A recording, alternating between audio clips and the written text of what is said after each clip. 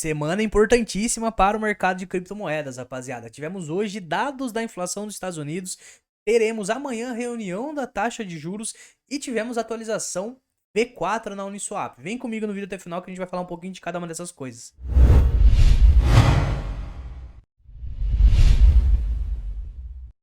Sem enrolação, indo direto aqui para a questão do IPC, né, que seria a inflação nos Estados Unidos, a gente consegue observar que a gente teve mais uma queda na inflação nesse mês, tá, rapaziada? A anterior, né, mês passado foi de 4,9% a inflação lá nos Estados Unidos. A projeção para esse mês atual seria de 4,1%, mas acabou vindo 4%, né? Então, veio abaixo da projeção e diminuiu quase 1% referente à inflação anterior. Se você olhar aqui, lá em abril, né, a gente teve 5% diminuindo para 4,9%. Então, uma queda de 0,1%. Agora a atual de 4,9 para 4, então é uma queda muito mais expressiva, né? Quando a gente para analisar a inflação como um todo, lá em 2022, a gente bateu lá em agosto, né, um pico da inflação de 9,1%. A gente já está com 4%, ou seja, menos da metade da inflação que foi o pico. E a gente consegue enxergar claramente nesse gráfico aqui que a partir desse pico lá em agosto foi só queda, né? Então, o aumento da taxa de juros que o Fed vem fazendo vem dando certo. E aqui já vale uma reflexão antes da gente ir para as próximas notícias, que é justamente essa. Quando a gente para analisar, visto que o aumento na taxa de juros está dando certo, a tendência é que na reunião de amanhã não tenha aumento nenhum. A gente até mostrou na live hoje pela manhã que antes desse índice da inflação, 70% dos investidores estavam achando que não teria aumento amanhã na taxa de juros. Isso mudou para 99%. Então a maioria está achando que não vai ter aumento nenhum amanhã na reunião do Fed e 1% está achando que vai ter uma diminuição. Na minha opinião, a diminuição seria um pouco rápido, acho que não vai acontecer isso e acho que não vai ter aumento nenhum. Isso seria ótimo para os mercados. Por quê? A tendência é que, já que não teve aumento, já que não teria aumento na próxima reunião, talvez nas próximas, até o final do ano, a gente comece a ter uma diminuição na taxa de juros. Isso mostraria um bom retorno ali nas bolsas voláteis de todo o mundo, tá, rapaziada? Normalmente os Estados Unidos começa a diminuir a taxa de juros, vem a Europa depois e tudo mais, então seria algo bem interessante acontecendo para todo mundo. Assim que teve a notícia da inflação, a gente conseguiu ver um candle de bastante volatilidade, né?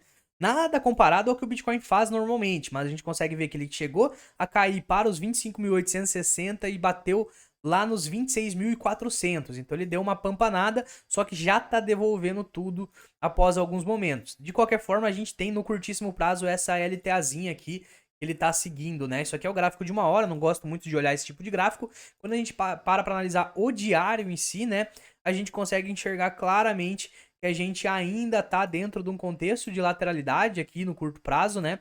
No gráfico diário, a gente ainda tem aqueles padrões dessa LTB aqui sendo formada, então temos essa resistência forte, estamos abaixo da média de 100 dias, que é essa média amarela aqui, estamos abaixo da média de 8 semanal, que é uma média importante do mercado também. A gente pode dar uma trocada aqui dessa média de 100 dias para a média de 200 dias, que também é outra média que a gente gosta de olhar, e a gente está fazendo suporte acima da média de 200 dias. Já batemos duas vezes aqui. Então essa média de 200 dias também é super importante para o mercado. É a única que a gente ainda não perdeu, que são as médias maiores ali, né? As que a galera mais olha. Quando a gente para analisar o dólar, depois da notícia da inflação, ele deu uma boa queda. Deixa eu dar uma olhada aqui um pouco mais de perto. Ele deu uma boa queda. Esse aqui é o gráfico diário, mas se a gente coloca no de uma hora, a gente consegue analisar que ele deu uma derretida aqui, ó, de quantos por cento? Pegar desde o topo do candle aqui, ele chegou a derreter 0,4%, já deu uma devolvida, então bastante volatilidade, né? Perceba o tamanho desses candles comparado ao normal do dólar, ele deu uma boa volatilidade. De qualquer forma, ainda no dia de hoje tá caindo 0,2%, então tá caindo um pouquinho aí, mas no de 4 horas ele fez essa sombra compradora aqui. De qualquer forma, se a gente volta no gráfico diário aqui do dólar, a gente consegue enxergar um topo mais baixo que o topo anterior. Aparentemente vai continuar a queda do dólar, principalmente se amanhã a gente não tiver aumento na taxa de juros. Muito provável que se não tiver aumento na taxa de juros, o dólar acaba perdendo a média de 8 que ele fez suporte hoje, tá, rapaziada? Quando a gente para analisar Nasdaq, tá simplesmente sensacional, né? Nasdaq continua em tendência de alta forte, muito próximo do topo histórico, né? Olha isso aqui. Continua muito próximo do topo histórico. A gente consegue ver que se ela subir, vamos pegar da onde ela tá hoje, mais 10% praticamente, ela chega em topo histórico. E o S&P 500, mesma coisa. Você para analisar o S&P 500, passou dessa resistência aqui, que era esse topo anterior, fundo lá atrás, e bem próximo também do topo histórico. Olha isso aqui. 10% do topo histórico. Então, assim, os ativos estão mais próximos do topo histórico, não criptomoedas. A gente já vai entrar em criptomoedas. Os ativos S&P 500 Nasdaq estão mais próximos do topo histórico do que do próprio fundo do mercado, tá? Pega aqui para analisar, para voltar no fundo, seria uma queda de quase 20%. Esse fundo aqui e 10% para chegar no topo histórico. Então, na minha opinião, o pior já passou. Posso estar enganado e tá tudo bem. E quando a gente para analisar o próprio BTC novamente, a gente continua acima da média de 200, igual eu falei, e jogando uma Fibonacci desse fundo até o topo, a gente consegue enxergar que de toda essa pernada aqui que ele deu, ele tá na primeira retração de Fibo aqui ainda, pode vir buscar mais retrações de Fibo para depois continuar o movimento. Agora, se a gente joga Fibonacci só da última retração, vamos ver aqui, ó. Só da última pernada, ele já chegou em 0,382, chegou até varar um pouco mais abaixo. Ainda seria interessante ele vir até em 0,5 de Fibo aqui. Na minha opinião, amanhã vai definir muito o rumo do mercado, né? Se não aumentar a taxa de juros, cara, é muito provável que a gente tenha uma pampanada aí em vários ativos. Eu vou focar o vídeo de hoje mais nessa questão do Bitcoin, mercados S&P 500, Nasdaq e o dólar mesmo. E agora a gente vai falar um pouco da atualização da Uniswap. A gente teve hoje mesmo, então isso aqui é notícia de primeira mão, saindo que a Uniswap V4 vai rodar, beleza? O que vai ter de diferença na Uniswap V4 a gente vai ver nesse post aqui. Ela adicionou novos recursos que aumentarão a interoperabilidade, vai ter redução na taxa de gás, o que é importante aí, serão adicionadas personalizações e ordens limitadas on-chain. Aleluia, né? Porque a ordem limitada a gente já viu vários outros DEPs tendo ordem limitada. O que é a ordem a limite, né, rapaziada? É deixar programado, olha, quando o Bitcoin cair até 25 mil, eu quero que compre X de Bitcoin. Vários DEPs, inclusive a PancakeSwap já tem isso e a Uniswap ainda não tinha e vai ser adicionado agora nessa atualização V4, tá? Mas a ordem limitada não é algo muito revolucionário. O que mais vai ter de revolucionário a gente vai falar um pouco mais abaixo aqui. Deixa esse like aí para fortalecer que ainda tem bastante coisa que a gente vai passar aqui no vídeo. Dentro dessa atualização da Uniswap, ele dividiu em 4 temas aqui. O primeiro é chamado ROX, o segundo, Singleton, esse aqui é o mais interessante, pelo menos na minha visão. Flash Account e Native Ether. Então a gente vai ter 4 pontos aqui interessantes. Focando do primeiro, que é o ROX, a gente vai ter uma funcionalidade customizada para pools de liquidez. Então cada pool criado por um usuário pode definir um contrato ROC para seu LP.